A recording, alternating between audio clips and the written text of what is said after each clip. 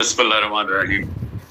देखें, पाकिस्तान के जो हालात है ना, वो एक चार्ल्स डिकन्स की फेमस सेइंग है कि it was the best of times and it was the worst of times.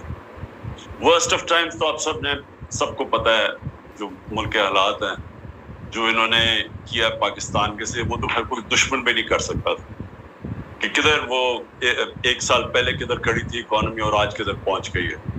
और ये बार बार हमें ब्लेम करते जा रहे थे कि जी हमारी वजह से है। तो इस तरह का जो डिजास्टर हुआ है, ये तो इसके ऊपर तो कोई, सिर्फ मैं यही कह सकता हूँ कि इन्होंने माजी में भी सारा वक्त डिजास्टर किया, कोई गोल्डन एज तो आई नहीं थी इनकी।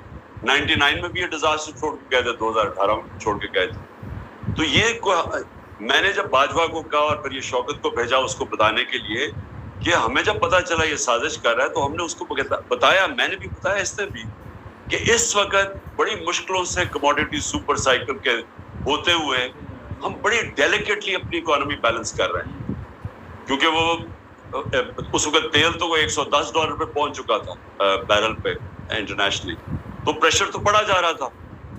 तो उससे मैंने भी कहा, इसने भी कहा कि एक दफा अगर आपने इसको डिस्टेबलाइज कर दिया पॉलिटिकली, तो ये एक इकोनॉमी ये नहीं संभाल सकेगी, क्योंकि उन्होंने माजी में भी कभी नहीं संभाली।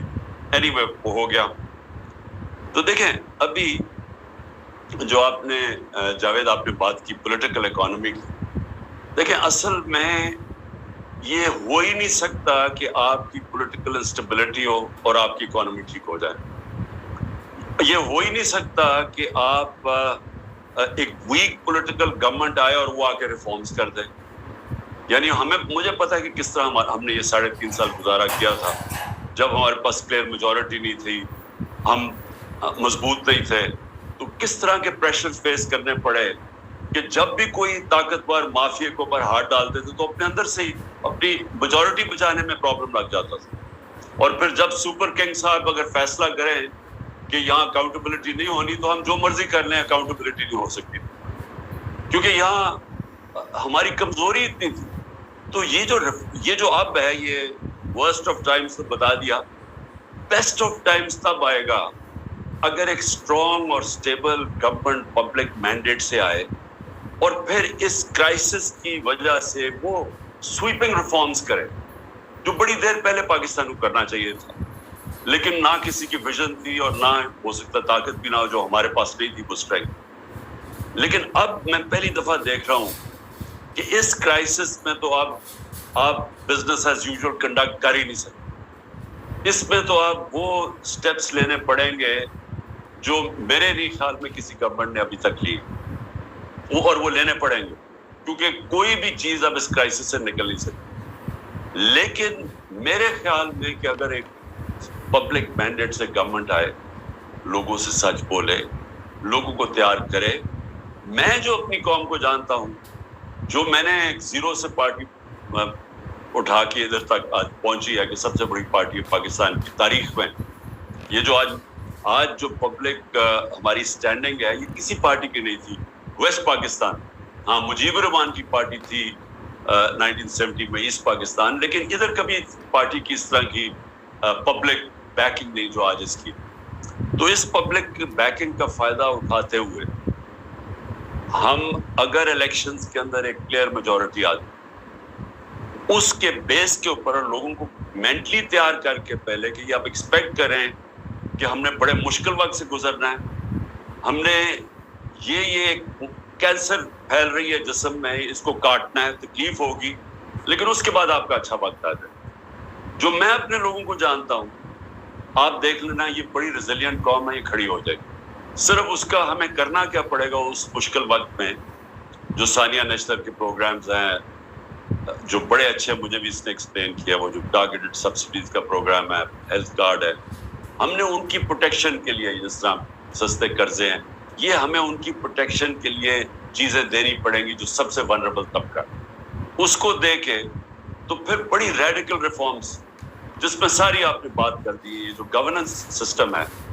ये तो बिल्कुल ही एक ऐसा सिस्टम है जिसके अंदर हम निकल ही नहीं सकते, ये जो हमारे प्रॉब्लम्स हैं। وہ اس کی وجہ یہ ہے کہ اتنا انویلڈی قسم کا سسٹم ہے کہ آپ جو ہم چیزیں چاہتے ہیں نا, ہمارا پرابلم تو ٹوین ڈیفیسٹس ہے, ایک طرف کرنٹ اکاؤنٹ ہے, دوسری طرف فسکل ہے. تو ان دونوں کو ٹھیک کرنے کے لیے پہلے تو ریفارمز چاہیے سسٹم میں, ہر تھرو آؤٹ ہر چیز کے اندر ریفارم چاہیے. لیکن جو میں سب سے پہلے جو شارٹ ٹرم کی آپ بات کر رہے ہیں نا شوکت, سب سے جو ہم امیڈیٹ اگر ہم کہیں سے ریلیف مل سکتی ہے, کیونکہ دو ہی پرابلمس ہو جاتے ہیں. سب سے بڑا پرابلم تو ڈالر کا ہوتا ہے, ہمارا روپیہ گرنا شروع ہو جاتا ہے, اس سے انفلیشن بڑھنی شروع ہو جاتی ہے, اس سائیکل کے اندر ہی ہم پھنسے ہوئے ہیں, اور اس کی وجہ سے انویسٹمنٹ نہیں آتی. کیونکہ جب آپ کا کرنسی گر رہی ہو تو جو باہر سے انویسٹر ہے وہ اگر یہ سمجھتا ہے کہ ڈالر میں ہی پیسے رکھے تو فائدہ ہے, وہ کیوں پاکستان میں اپنے ڈالر چینج کر کے انویسٹ کرے گا. تو اور اپنے بھی لوگ, ہمارے بھی لوگ آج جو حالات ہیں پاکستان کے, سارا پاکستان کے اندر بھی انویسٹر وہ ڈالر ہی لے کے بیٹھ جائے. وہ کیوں انویسٹ کرے جب اسے پتا ہے کہ اسے یہ نہیں پتا کہ کرنسی کتنی تیزی سے گرے گی. سو جو سب سے امپورٹنٹ چیز وہ یہ ہے کہ ہم پہلے تو اپنے روپے کو کیسے مضبوط کر سکتے, وہ کون کون سی چیزیں ہیں جو ڈالر انکم بڑھا سکتی, اور وہ سب سے امپورٹنٹ جو اوورسیز پاکستانی ہیں اس کو ہم کیسے پاکستان کے اندر انویسٹ کروا سکتے. ہم نے ریمیٹنسز تو اس نے ہمیں ٹرسٹ کیا, ریکارڈ ہم نے اٹھا دی. روشن ڈیجیٹل بائی دا وے 1.5 سال کے اندر تقریباً 5.5 ارب ڈالر آ گیا تھا, اور وہ تیزی سے بڑھ رہا تھا, یعنی تیزی سے گرو کر رہا تھا. تو ہم اور کیا کر سکتے ہیں ان کو اس ملک میں انویسٹ کروانے کے لیے. میں نے 2 بڑے پروجیکٹ سوچے تھے. ایک یہ سندھ گورنمنٹ نے سکیٹل کر دیا بنڈل آئیلینڈ کا, billions of dollars, 5-6 billion dollar تو ایک وقت ہی کمٹ ہو گئے تھے باہر سے, بڑے کنسورشنز تھے. اور پھر یہ راوی سٹی, یہ بھی اس کو بھی 12 مہینے اسٹے آرڈر دے دیا, 12 مہینے. تو وہ 12 مہینے وہ انویسٹرز, اور اب پہلی دفعہ آ گئے انویسٹرز, اور وہ بھی اور سارے باہر سے. تو یہ جو پاکستان کے اندر ڈالرز کیسے لے کے آنے ہیں اوورسیز پاکستانی سے, یہ ہے کہ اچھا اب میرا سب سے زیادہ انٹریکشن اوورسیز پاکستانی سے, کیونکہ شوکت خانم کا آدھا پیسہ ادھر سے آتا ہے, بنانے میں سب سے زیادہ انہوں نے میری مدد کی تھی کیونکہ میں جاتا تھا پاکستانی کمیونٹی سے. سو ان کو پرابلمس کیا آتے ہیں. نمبر 1 کہ وہاں ٹائم بہت لگتا ہے. وہ کہتے ہیں پاکستان کے اندر اگر آپ انویسٹ کرتے ہیں تو ٹائم بڑا ضائع ہوتا ہے. ہماری جو سپیڈ ہے کام کرنے کی, جو گورنمنٹ ڈپارٹمنٹس میں, وہ اتنی سلو ہے کہ ہمارے لیے بڑا مشکل ہے کہ ہم ٹائم از مانی. تو وہ سب سے پہلے تو وہ یہ کمپلین کرتے ہیں. سیکنڈلی وہ رشوت کی بات کرتے ہیں, ہر جگہ وہ پیسے لیتے ہیں, اور جو سپیڈ منی کہتے ہیں, وہ جو لوگ اس سسٹم پہ عادی ہو جائیں وہ یہاں ایڈجسٹ ہی نہیں کر سکتے. اچھا کئی دفعہ ان کے بچے آ کے یہاں بڑے موٹیویٹڈ ہوتے ہیں پاکستان میں انویسٹ کرنے کے لیے, وہ بےچارے یہاں دھوکے کھا کے جب ان سے کوئی فراڈ ہوتا ہے, کوئی کانٹریکٹ انفورسمنٹ نہیں ہوتی, وہ سارے واپس چلے جاتے ہیں.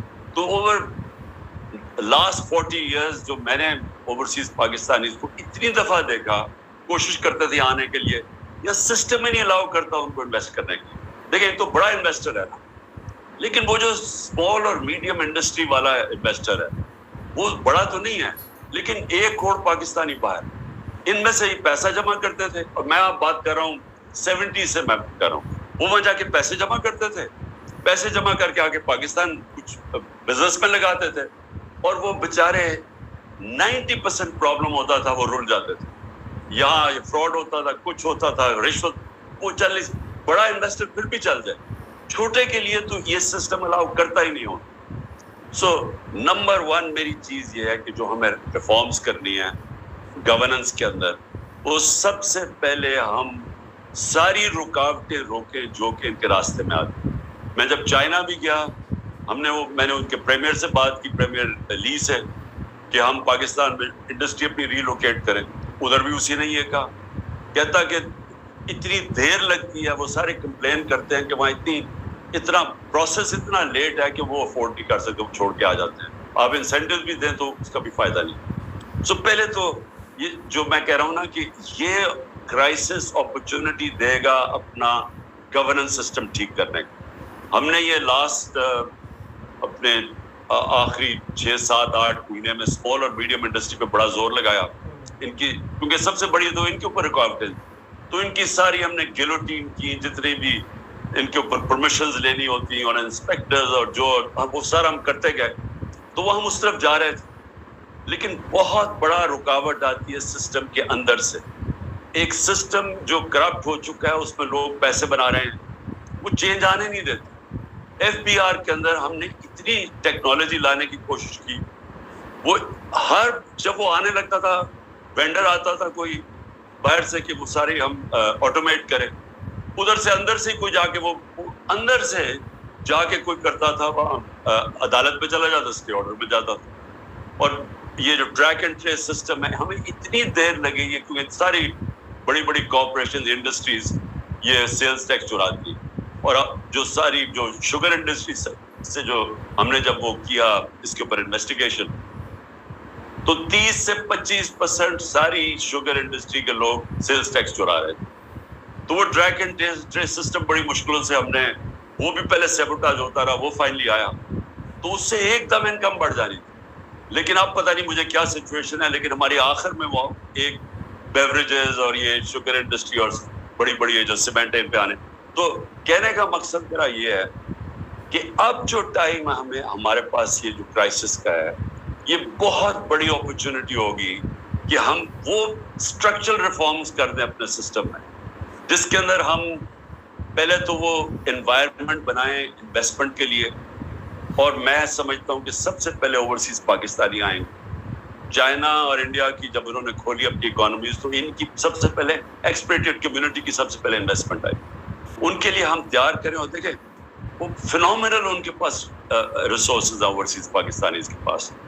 تو میں یہ فگر کوٹ کرتا ہوں کیونکہ مجھے اپنا والوں نے دی کہ 16,000 پاکستانی امریکن فزیشنز کی نیٹ ورتھ $200 بلین، اور جو ٹاپ 10 پاکستانی امریکہ کی صرف بات کر رہا ہوں، ان کی $25 ارب. تو یہ سارے جو لوگ ہیں، یہ ابھی بھی پاکستان کے لیے ترستے ہیں آنے کے لیے، درد فیل کرتے ہیں، ڈیمونسٹریٹ کرتے ہیں جب برا ہوتا ہے، لیکن انویسٹمنٹ نہیں لے کے آتے کیونکہ وہ سسٹم ہی الاؤ نہیں کرتا. اور ہم نے نمبر 1 یہ ہو گیا. نمبر 2 جو میری وہ بھی آخر میں ہم نے یہ ریئلائز کیا کہ یہ جو بھی چیز ڈالر انکم لے کے آتی، اس کے لیے ایک علیحدہ منسٹری ہونی چاہیے، کیونکہ وہ کون سی چیزیں ڈالر لے کے آتی ہیں، تاکہ ان کی صرف فوکس ہو کہ وہ منسٹریز جو جدھر کیونکہ وہ کراس دا بورڈ ہوتی ہے نا. ایک تو ایکسپورٹس ہے آپ کی، لیکن اور بھی آپ کی ایگریکلچر ہے، اس کے اندر کون سی چیزوں سے ہم امپورٹ سبسٹیٹیوشن کر سکتے ہیں، لانگ ٹرم پلاننگ ہو، تو وہ ایک جگہ سے مانیٹر ہو. کیونکہ میں نے ریئلائز کیا کہ وہ علیحدہ جگہ کام ہوتے ہیں، ان کی کوئی کوآرڈینیشن ہی نہیں ہوتی، اور پھر کوئی کسی کو، یعنی جو بیوروکریسی میں لوگ کام کر رہے ہوتے ہیں، کسی کو اہمیت ہی نہیں ہے کہ ہمیں کتنا امپورٹنٹ ہے اس ملک میں ہم ڈالر انکم بڑھائیں. ایک مثلاً کہیں سے گرانٹ آ رہی تھی ڈالرز کی، میں آپ کو صرف مثال دے دوں، $500 ملین کی آ رہی تھی. وہ ورلڈ بینک والا وہ جو ایلانگو تھا وہ میرے پاس آیا، کہتا کہ تمہیں پتہ ہے تمہارے پاس صرف 2 ہفتے رہ گئے اور وہ گرانٹ واپس جا رہی. میں بڑی دیر کا، میں 3 مہینے پہلے ہم نے گو ہیڈ دی ہوئی تھی اس کو. تو میں نے جب چیک کیا، ایک سیکشن آفیسر نے آبجیکشن لگا دی تھی اس کو، گرانٹ آ رہی ہے $500 ملین. اس آبجیکشن کی وجہ سے وہ صرف 2 ہفتے رہ گئے تھے، وہ گرانٹ واپس جا رہی تھی. تو یعنی ایسے لگتا ہے کہ لوگوں کو سمجھ ہی نہیں ہے کہ کتنی امپورٹنٹ ہے اس ملک کے اندر ہماری ایکسپورٹ ارننگز یا ڈالر انکم. تو میں یہ سوچ رہا تھا کہ ایک اگر منسٹری کا صرف یہ کام ہو کہ کون سی چیزیں ڈالرز لے کے آتی ہیں، اور وہ ان کی سارا وقت پلاننگ ہو رہی ہو کہ ہم کیسے اس کو ایکسپینڈ کر سکتے ہیں، ہم کدھر پرابلمز آ رہے ہیں وہ دور کریں. تو اور پھر ایگریکلچر ہے، اور مثلا ٹورزم کی کبھی بھی نہیں ہونی چاہیے کہ اس کو یہ پروونسز کے اندر چلے گئے ٹورزم، ان کے پاس کیپیسٹی نہیں ہے ٹورزم ڈیولپ کرنے. ٹورزم فیڈرل سبجیکٹ ہونا چاہیے اوور آل، آپ کیونکہ اس میں اتنا زیادہ پیسہ آ سکتا ہے.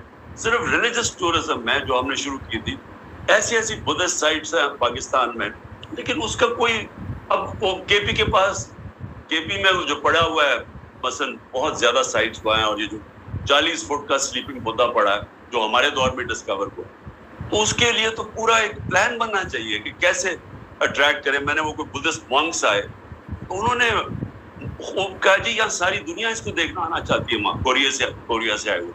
تو ہمارے پاس نہ کے پی کے اندر کیپیسٹی تھی کہ وہ اس کو پوری طرح مارکیٹ کریں یا ڈیولپ کریں, اور نہ ہی کسی کے پاس. صرف یہ ٹورزم بھی یہ بہت بڑا مانی آنر ہے. میں آپ کو ایک اور بات بتاؤں, میرے پاس آیا آسٹریا سے, اس نے مجھے کہا کہ آپ کا جو ناردرن ایریا کر کے آیا, اس نے کہا آپ پاکستان دنیا کا اسکیئنگ کیپٹل بن سکتا ہے, کیونکہ وہ برف پگھلتی جا رہی ہے گلوبل وارمنگ سے.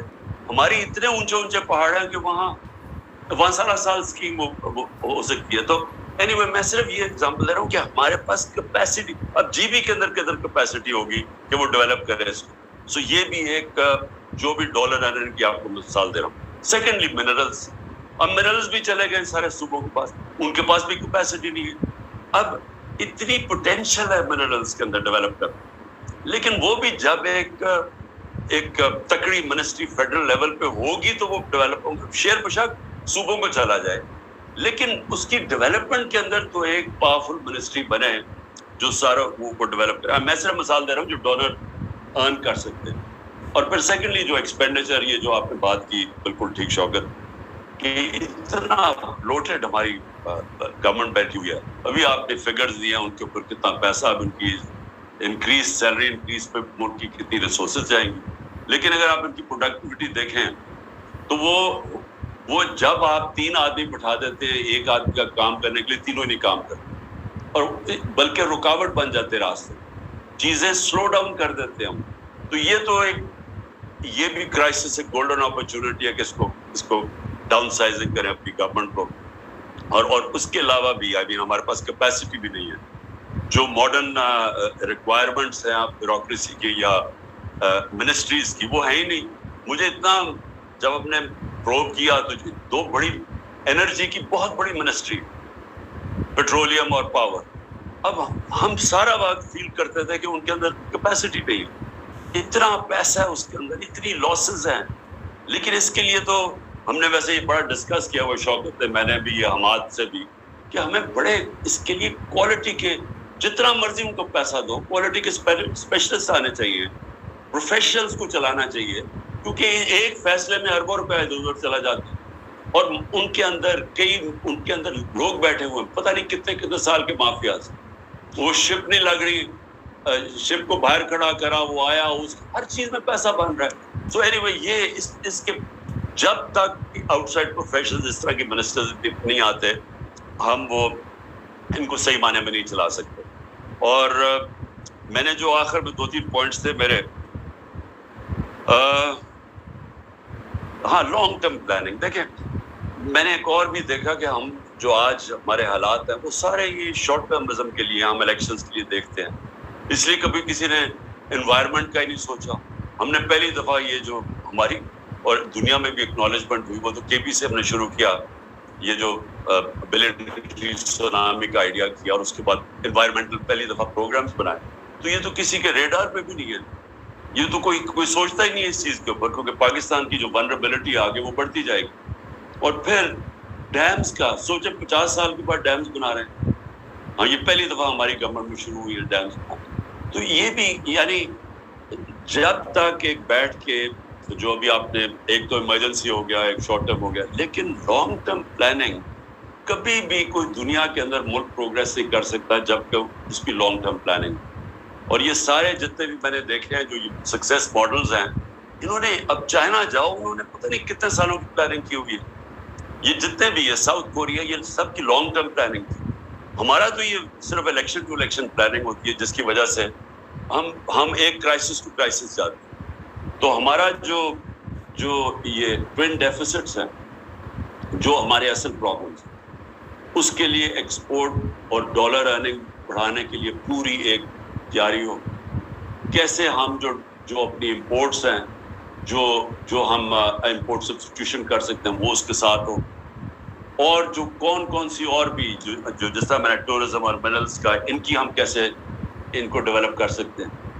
اور پھر خرچے کدھر کم کر سکتی ہے گورنمنٹ چلانے میں, کیونکہ یہ اتنی بڑی جو گورنمنٹس بن گئی ہیں, یہی سب سے بڑی رکاوٹ ہے ہماری اس کے اوپر انویسٹمنٹ کے اندر. جو میں پھر سے ریپیٹ کرتا ہوں, اوورسیز پاکستانیز کی انویسٹمنٹ یہ سب سے امپورٹنٹ ہوگی ہماری ڈیولپمنٹ پہ شروع میں.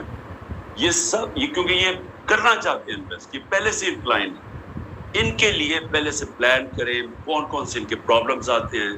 صرف ایک کا اوورسیز پاکستانی منسٹری کا نمبر 1 کام صرف یہ ہونا چاہیے کہ ان کی جو بھی انویسٹر وہاں سے آئے اس کو فیسیلیٹیٹ کیا جائے. اس کے لیے سارے رکاوٹیں اور کانسٹنٹلی کرنا پڑے, کیونکہ میں نے یہ بھی ریئلائز کیا کہ ہماری منسٹریز کے اندر پورے مافیاز اب بن گئے اور وہ اینٹی ڈیولپمنٹ. میں نے کوشش کی, مثلا میں آپ کو مثال دیتا ہوں کنسٹرکشن کی انڈسٹری. ہم جب کووڈ کے اندر پھنس گئے اور بالکل ہی اکانومی ٹھپ ہو گئی تو میں نے پھر وہ خاص اس کے IMF کے ہیڈ سے بات کی اور ہم نے کنسٹرکشن انڈسٹری کو ہم نے پھر انسینٹیوائز کیا کیونکہ وہ روزگار دیتی ہے زیادہ. آپ یقین کریں کہ مجھے ہر ہفتے میٹنگ کرنی پڑتی تھی, ہر ہفتے فیصلہ ہوتا تھا کہ جی آپ کی اب یہ رکاوٹیں آ رہی ہیں. وہ کنسٹرکشن انڈسٹری کے بھی لوگ آئے ہوئے تھے, وہ کہتے تھے یہ پرابلمز آ رہے ہیں, وہ ہم ریموو کرتے تھے, فیصلہ ہو جاتا تھا. 2 ہفتے کے بعد پھر میٹنگ ہوتی, پتہ چلتا تھا انہوں نے پھر سے کوئی اور چیز ایڈ کر دی, ایک سینٹنس لگا دیا, پھر وہ رکاوٹ آ گئی. تو وہ اتنا بڑا پرابلم تھا. تو مجھے 6 مہینے لگے ہر ہفتے میٹنگ کرتے کرتے ایونچولی وہ کنسٹرکشن کو سیکٹر کو انسینٹیوائز کرنے کے لیے, اور اس کے بعد وہ بوم کر گیا. جو سب سے بڑا پرابلم ہے نا وہ ہے اسمال اور میڈیم انڈسٹری. وہ ان کے اتنے زیادہ پرابلمز ڈالتے ہیں ان کے راستے میں, کیونکہ ان سے بھی ہماری میٹنگز ہوتی تھی. اچھا وہاں بھی یہی ہوتا تھا. اور ایف بی آر کے اندر اچھا آپ کہتے ہیں یہ چیزیں کم کریے, ٹیکس کر دیں, انسینٹیوائز کریں. وہ تھوڑی دیر کے بعد وہ کوئی اور لائن ڈال کے پھر وہ ٹیکس لگا دیتے تھے. بھیا ٹیکس نہیں لگاتے تھے, اپنی پاور چھوڑتے نہیں تھے. تو اس کے لیے اب جو سچویشن ہے, اور ہم طاقتور نہیں تھے, وہ جا کے پتہ نہیں اسٹے لے لیتے تھے ہر جگہ. اگر گورنمنٹ تکڑی آتی ہے اور وہ پبلک کے مینڈیٹ سے آتی ہے, صرف وہی آتے ساتھ ہی یہ اس کرائسس کو سامنے رکھتے لوگوں کو پریپیئر کر کے یہ ریفارمز کرے جس میں جو گورنمنٹ کارپوریشنز بھی ہیں. لیکن میں انفارچونیٹلی اس وقت سچویشن کیا جو یہ اس وقت اسٹیبلشمنٹ کر رہی ہے وہ اس کا اپوزٹ کر رہی ہے. وہ پوری کوشش کر رہی ہے کیونکہ مضبوط گورنمنٹ آ جائے. وہ سب سے زیادہ ابھی پالیسی صرف ایک ہی ہے کہ کسی نہ کسی طرح تحریک انصاف نہ آئے. اب اگر تحریک انصاف نہیں آئے گی تو کون آئے گا؟ یہی کھچڑی ہے. یہ شوکت ترین کا کزن وہ ایک تیار ہو رہا ہے, ایک اور کھچڑی پک رہی ہے وہاں. تو یہ جب سارے مل کے آ جائیں گے تو مجھے بتاؤ انہوں نے گورننس کیا دینی ہے؟ یعنی وہ بالکل ہی اپوزٹ ہے جو ملک کی ضرورت ہے. ملک کی ضرورت ہے اسٹرانگ گورنمنٹ. یہ جو لے کے آ رہے ہیں وہ مور آف دا سیم. یہی لوگ ہیں نا, ان میں ایک دو اور ریلو کٹے ایڈ ہو جائیں گے, لیکن وہ گورننس کیسے پرووائڈ کریں گے؟ کیونکہ انہوں نے ابھی تک ایک تو ریفارم کی نہیں, نہ ہی یہ کر سکتے ہیں. سو اس لیے انفارچونیٹلی جس طرف ہم ڈائریکشن جو ملک کا جا رہا ہے, میں 1 سال سے لگا ہوا ہوں کہ ایک ہی طریقہ ہے الیکشن کرواؤ گے تو پولیٹیکل اسٹیبلٹی آئے گی. جب تک پولیٹیکل اسٹیبلٹی آئے گی اکانومی نے اسٹیبلائز نہیں کرنا. اور وہی ایک کام اس کا الٹا کر رہے ہیں. اب کہہ رہے ہیں جی اکتوبر میں الیکشن کروانا ہے. اب کہہ رہے ہیں کہ اکتوبر میں بھی شاید الیکشن نہ ہو, اگلے مارچ پہ چلا جائے. وہ کیوں چلا جائے؟ کیونکہ جب تک PTI کرش نہیں ہو جاتی انہوں نے الیکشن نہیں کروانا. اب مجھے یہ بتاؤ کہ جن کی سوچ یہ ہے وہ پاکستان کو تو نہیں سوچ رہے, کیونکہ پاکستان کا تو جس طرح ہم سب جانتے ہیں, جس طرح یہ جاوید نے بڑی اچھی بات کی کہ پولیٹکس اور اکنامکس تو ساتھ ساتھ جاتی ہیں. تو یہ اگر اس سچویشن کے اندر ہمارے پاس پولیٹیکل اسٹیبلٹی نہیں آتی تو نہ یہاں کوئی ریفارمز ہو سکتی ہے, نہ ہم اس کرائسس سے نکل سکتے ہیں, نہ ان کے پاس کوئی روڈ میپ ہے. اب ان کے پاس تو کوئی روڈ میپ ہے ہی نہیں. جو ہوتا نظر آ جانا تھا اب تک, پلس نہ کوئی ٹرسٹ کرتا ہے. اور جو میری فیلنگ ہے کہ ہمیں جو شارٹ ٹرم میں بوسٹ ملے گی وہ اوورسیز پاکستانی سے, وہ تو سب سے پہلے روشن ڈیجیٹل سے پیسہ کم ہو گیا, ریمیٹنسز گرنی شروع ہو گئی. انہوں نے تو انویسٹ کرنا نہیں ہے. اور وہ کیوں انویسٹ کریں گے جب ان کی ساری لیڈرشپ کے اربوں ڈالر باہر پڑے ہوئے ہیں, اپنے پیسے باہر رکھے ہوئے ہیں, اور لوگوں کو کہہ رہے ہیں کہ پاکستان وہ انویسٹ نہیں کرنے لگے. تو ہے ہی صرف ایک سلوشن کہ ہماری جو ریفارم پروگرام کی بگننگ ہوگی وہ ہوگی تب کہ فری اینڈ فیئر الیکشنز ہوں, ایک پبلک مینڈیٹ سے گورنمنٹ آئے اور پھر وہ سرجیکل ریفارمز کرے, پبلک کو اپنے ساتھ لے. پبلک اس ملک کی بڑی تکڑی ہے. اگر ہم پبلک کو صرف یہ سمجھا دیں کہ آپ کو یہ مشکل پیریڈ گزرنا پڑے گا جب تک یہ ریفارمز چلتی نہیں ہیں, میرے خیال میں پبلک ساتھ چلے گی. لوگ گورنمنٹ کو ٹرسٹ کرتے ہیں, اور اس کے ساتھ یہ سارے ہم وہ پروگرامز جو ہم نے شروع کیے ہوئے تھے, جس پہ ہیلتھ کارڈ بہت امپورٹنٹ ہے, کیونکہ یہ ہیلتھ کارڈ کی صرف یہی نہیں ہے کہ یہ غریب آدمی کا سب سے, جب بیچارہ بیمار ہوتا ہے, عام آدمی, غریب کا, اب تو مڈل کلاس کا بھی یہی حالات ہے, جب وہ سب سے تکلیف میں ہوتا ہے اس کے پاس ہیلتھ انشورنس ہو, وہ اس سے بہتر نعمت آپ نے کسی کو, آپ عام آدمی کو دے سکتے ہیں. لیکن اس کے علاوہ پہلی دفعہ پرائیویٹ سیکٹر کے ہاسپٹل دیہاتی علاقوں میں جا رہے تھے. پہلی دفعہ کیٹریکٹ کے آپریشن کرنے کے لیے ڈاکٹرز نے اپنی چھوٹی چھوٹی کلینکس کھولنی تھی دیہاتوں کے اندر, ہیلتھ کارڈ کی وجہ سے. نہیں تو وہاں تو ان کو بیچارے لوگ بے بس ہے. ہمارے پاس پیسہ ہی نہیں انفراسٹرکچر بنانے کا سارے پاکستان میں ہاسپٹلس کا. تو ایک بالکل کوانٹم چینج آ رہا تھا ہمارا پورا ہیلتھ سسٹم, اور ان کی پروٹیکشن کے علاوہ. اور دوسرا پھر یہ جو احساس کا پروگرام ہے, ٹارگیٹڈ سبسڈیز, یہ بالکل سبسڈیز ٹارگیٹ ہونی چاہیے. یہ جو اتنا زیادہ ہم سبسڈائز کرتے ہیں پیسہ, وہ جاتا ہی نہیں ہے. وہ تو, اور یہ بھی بات کی ایکسپورٹس کا بھی سبسڈائز تب کریں جب اس کا رزلٹ نظر آئے کہ ہاں ایکسپورٹ سے آپ کی انکریز ہوئی ہے, تو تب سبسڈیز ہے. تو یہ جو اب تک سبسڈائز کرنے کے پروگرامز ہیں, اس کو بالکل چینج کرنا چاہیے. اور ثانیہ نے یہ جو یہ نچلے طبقے کے لیے ٹارگیٹڈ سبسڈی, وہ بڑا, میں نے اس کی پریزنٹیشن دیکھی ہے, زبردست پروگرام اس نے بنایا ہے. اور اس کے علاوہ یہ جو, سو ہم نچلے طبقے کو اگر دھیان کر لینا, کیونکہ یہ مشکل وقت میں ان کے اوپر پریشر نہ پڑے, تو اس کے بعد میرے خیال میں یہ قوم تیار ہو جائے گی اس ریفارم پروگرامز کے لیے. تو میں سب کا شکریہ ادا کرنا چاہتا ہوں, کیونکہ آپ کی, مجھے آج کل آپ کو پتہ ہے کہ مجھے ٹائم نہیں ملتا, کیونکہ میں لا سیکھ رہا ہوں. اب میں اتنی زیادہ عدالتوں میں جا چکا ہوں کہ میں بڑا ایکسپرٹ بن جاؤں گا لا کا, تو اس لیے مجھے اتنا وقت نہیں ملا. لیکن میں انشاءاللہ, یہ تھوڑا سا پریشر ایز ہوتا ہے تو ہم شوکت یہ ریگولر میٹنگز کریں گے. میں ابھی بھی کنونسڈ ہوں, ابھی ہم بات نہیں کریں گے اس کے اوپر, لیکن میں کنونسڈ ہوں کہ تھوڑا سا out of the box thinking کرنی پڑے گی, کہ یہ جو ہمارا روپیہ گرتا ہے اور یہ جو اس کے ساتھ انفلیشن آتی ہے, یہ جو سب سے بڑا پرابلم ہے, اس کے اوپر تھوڑی سی out of the box thinking جو ہے, اس کے اوپر اور ڈیبیٹ چاہیے. کیونکہ وہ جو ہمارا دوست ہے, وہ پورا پیپر اس نے بنا کے ابھی مجھے بھیجنے لگا, جو میں آپ سب کے اندر سرکولیٹ کروں گا. اس نے وہ بڑا کمپریہنسو ایک پروگرام بنایا کہ اس کے خیال میں کرنٹ سچویشن میں ہم کیسے نکلیں گے. اوکے جی, تھینک یو, بہت شکریہ.